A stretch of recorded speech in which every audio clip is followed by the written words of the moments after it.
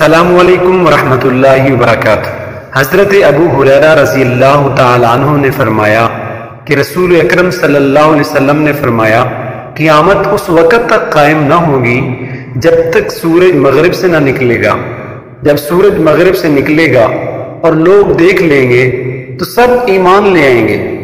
یہی وہ وقت ہوگا جب کسی کو اس کا ایمان نفع نہیں دے گا جو اس سے پہلے ایمان نہ لایا ہوگا، یہ جس نے ایمان کے بعد عمل خیر نہ کیا ہو۔ بس قیامت آ جائے گی اور دو آدمی کپڑا درمیان میں پھیلائے ہوئے ہوں گے، ابھی خرید و فروخت بھی نہیں ہوئی ہوگی اور نہ انہوں نے اسے لپیٹا ہی ہوگا کہ قیامت قائم ہو جائے گی۔ اور قیامت اس حال میں قائم ہو جائے گی کہ ایک شخص اپنی اونٹنی کا دودھ لے کر آ رہا ہوگا اور اسے پی بھی نہیں سکے گا، اور قیامت اس حال میں قائم ہو جائے گی کہ ایک شخص اپنا حوض تیار کروا رہا ہوگا اور اس کا پانی بھی نہ پی پائے گا۔